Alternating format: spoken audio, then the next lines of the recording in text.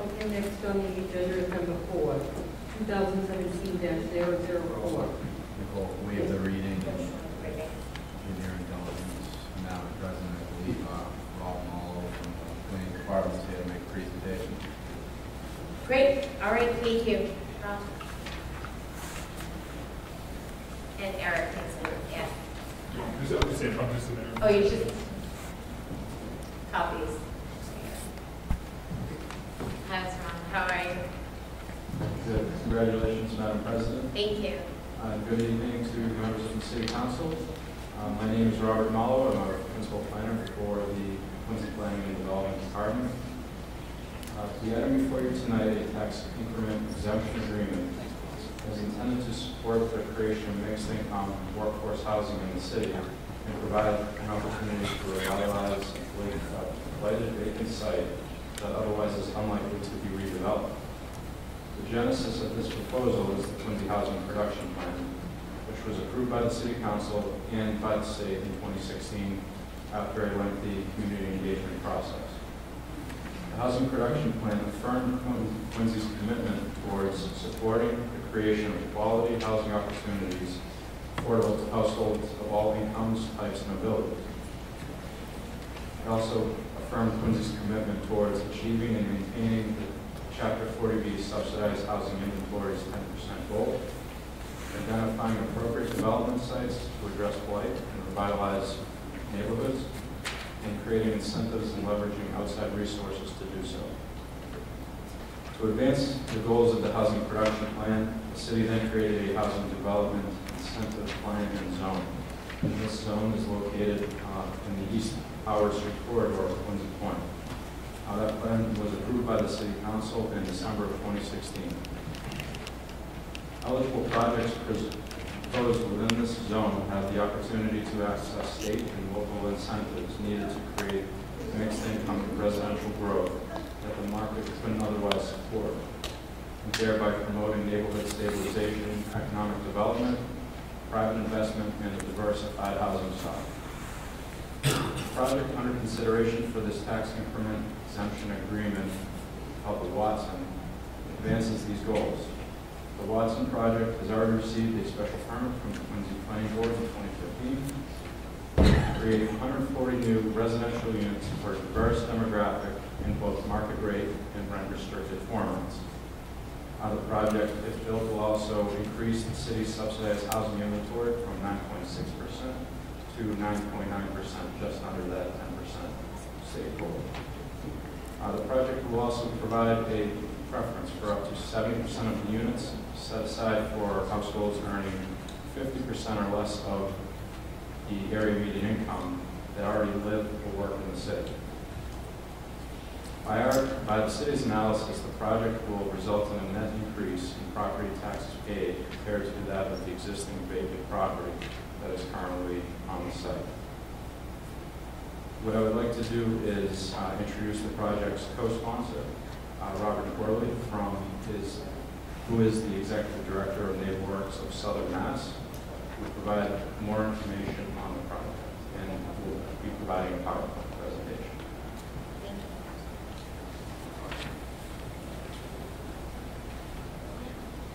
Before you start, I just want to recognize former Ward 4 Councilor Brian Conley over here in the front row. We just noticed him. He snuck in. Thank you. So. Actually, Madam President, Brian is our counsel from DLA Piper. Oh, okay, good. Team, so. Good. Well, lucky you. You have a good, you've run in a ringer. So. Yes, no, he is excellent. Okay. He's built a refinery. Upset that he's missing the football. As far as I'm having to get back on. Well, welcome. Thank you. And thank you, Members of the Council. Again, my name is Rob Corley. I'm the Executive Director of NeighborWorks of Southern Mass. I've been working in the city here for 19 years. And, this is actually the first opportunity I had to address this audience, so I really appreciate your time tonight. And I'm joined, as you mentioned, by Brian Conley and also by our partner of Wind Development, Vice President E. Curtis, who's here to my left. So as Rob just outlined, I'm just going to go over a couple of things in this little slide presentation for some of the council members who are unfamiliar with NeighborWorks. Just a brief overview of who we are and what we do, and then talk a little bit about So Neighborhood Southern Mass was established in West Quincy in 1981, and we've been operating a variety of different services in the city for 35 years. We have a very strong history of partnership in the city with other local community service groups. We developed 227 different apartments in the city, and that's scattered around 23 different buildings in the city in many different neighborhoods. Our headquarters is currently located at 422 Washington Street, Quincy Point. We've been there for over 12 years and have focused a lot of our development work in the Quincy Point area over the last 10 years or so. I'll briefly go over some of these things. Neighborhoods is a partnership of local government, residents, and businesses. And some of the numbers here you'll see that we've accomplished over the last 35 years. We've invested over $93 million in the community. We've actually repaired over 1,100 homes in Quincy through rehab money programs and emergency grants. And we've also educated over 10,000 new home buyers in the area, as you can see in some of those statistics. In Quincy Point, I've highlighted here in this slide presentation a couple of projects we've completed in the recent years. This is a before and after, the low picture being a before. This is an abandoned property that had been vacant for several years that we purchased and redeveloped into 24 units of affordable housing. Next property here you see was an existing property that was affordable, that was going to expire. It's a 78-unit property not far from East Tower site we're talking about tonight that we purchased and renovated and finished that just last year. Next slide, you'll see some other work we've done for veteran homes in the area here, including multiple awards, but to the left here on the slide is a project we did on East Howard Street just 2 years ago on another abandoned, dilapidated, sort of leftover site. It was littered with billboards and other things. That property was, as you see here, the ribbon cutting opened 2 years ago. It's for homeless individuals and veterans. And that leads us to this next project, which is the Watson, as Rob alluded to earlier. This is a new construction property. It's an existing, vacant, abandoned, dilapidated site. It has been like that for decades. It's across from the shipyard, main gate area. The proposed project is for 140 units of new construction, 28 of which will be market, 86 for workforce housing, and 26 are affordable housing. So this is a unique blend of 3 different types of housing in one. This is an overview, a top view of the project. This slide is looking north on East Howard Street. Down, you can see the older shipyard buildings to the right. Here, they're still abandoned and lighted. This property, I also note, was on the market as a private deal, market deal for a couple of years that did not happen. And that's when we got involved in the project. So, summary of some of the local benefits for this project that developed, like I said, it's a unique mix of market housing, workforce housing, and affordable housing all together. As far as I know, this hasn't been done in the city prior, and we're excited to make that happen, especially in the Quincy Point area. The project will leverage and invest $45 million to redevelop the property, which I mentioned has been abandoned and blighted for several years or decades. And then the Watson will generate over $650,000 in permits in 2017. Permits and fees. The next slide is the Housing Development Incentive Zone, which Rob discussed or did a brief overview on when the council approved earlier in December of last year. Essentially, the program works. The project's developed in a locally approved HDIP zone, which this area, this property is located in the HDIP zone. It's eligible for up to $2 million in state subsidies for the redevelopment of the project site. So that's the state's end of the deal. And sort of reciprocal local investment is a negotiated local tax incentive exemption agreement or a tie agreement for up to 20 year, for up to a 20-year period is required for the state leverage. So a local tie agreement is part of the HDIP process as it happens, and that's why we're here tonight. So the request tonight is we worked with the planning department, and what we're asking for is a 10-year tie agreement to support this HDIP eligible project at Watson. This is the minimum allowed to leverage the state HDIP and workforce funds that are used to fund this $45 million development. A couple of things to highlight: at no time will the property pay less taxes than it currently paid. The Watson will pay 20% more taxes in year 1 and steadily increase payment each year until full property taxes are paid in year 11. In year 11, the city will receive $335,000 per year more in tax revenue than it would otherwise on the site as it currently sits. In aggregate, the development would produce nearly $4 million of additional tax revenue by 2039. And the last couple of points is demonstrated by the numbers I just gave you. The development will generate, significant tax revenue in the near term and the long term. Without the certainty of this tie agreement, we will not be able to build a project. We cannot get construction and permanent financing. It just wouldn't be possible, and we would not also capture the subsidy from the state that comes along with the program. But if approved, we would begin construction as early as March, trying to close this at the end of this month. I appreciate the consideration, and thank you for your continued support. Thank you very much. Yes, Councilor Crowe. Thank you, Madam Chairwoman. Good evening, Mr. Foley. We've certainly had a long-standing relationship since I've been in office, and you've always delivered on what was promised initially. And I don't respect that, but I appreciate it as a board counselor. You play these conversations cards up, so I always know kind of what's coming. What I'm showing in the preliminary stages is indeed what happened. That's an art. So good for you. I knew you pointed out as well. A lot of your portfolio is like literally within. If you get a decent golf shot, you can get 3 or 4 of those properties right off the tee box. So you guys are here. Your home office is in Quincy Point. Like I said, you got a robust portfolio throughout the city of Quincy. So you're committed to Quincy, I guess is my point.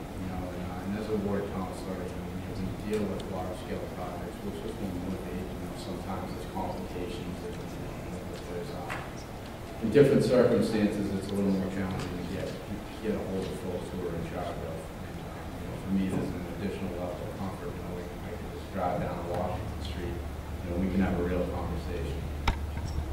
With the support of this council, several weeks back, we allowed the project to move forward and secure or become available for HDIP funding, which has led us to where we are this evening. Project specific, I know that this will be a high quality project. I think it's about $45 million. But as we had spoke about in subsequent meetings, I think the goal here is we're recognizing a project that is like a true poster child of diversity when it comes to housing. It's not just that high-end market rate residential development that we're seeing and realizing in the downtown. But, a lot of what you do in terms of your offering, you call it, is for folks who are making that workforce type of income. Those folks who are just blue-collar, everyday, average citizens of Quincy. I think that's just so important to keep in mind when you think about this project. That we're servicing, a demographic across all ends of the spectrum, including what Mr. Muller said, that affordable housing was 70% to help Quincy residents. I just think that's so important. In addition, you've had some pretty productive conversations about creating local jobs or labor.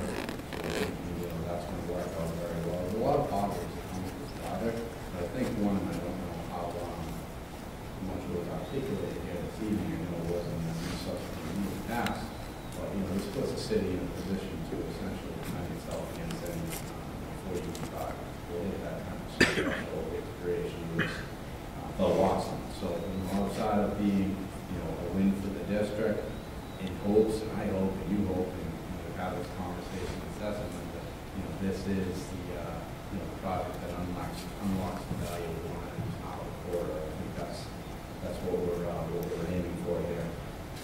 And I don't know if any of my fellow councilors have any questions. You and I have had very lengthy conversations prior to you.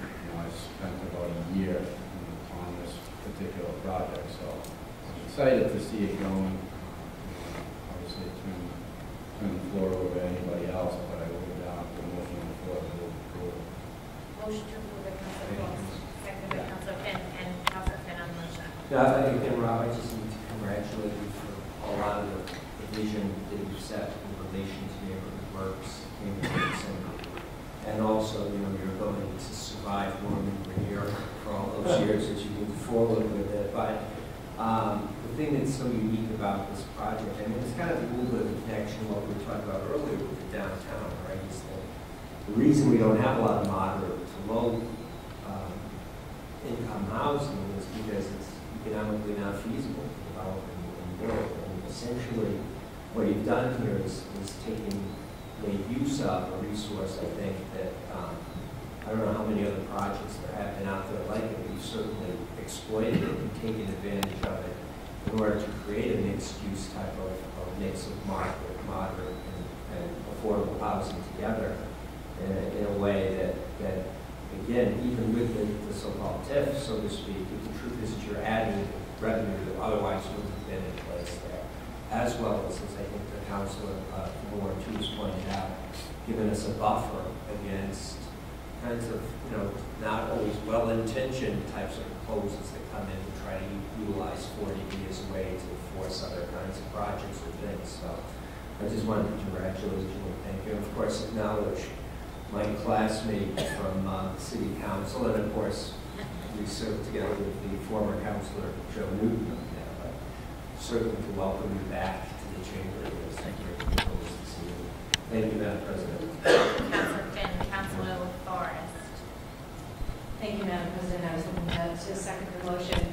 I will say that Neighbor Works is one of the best nonprofit organizations in the city of Quincy.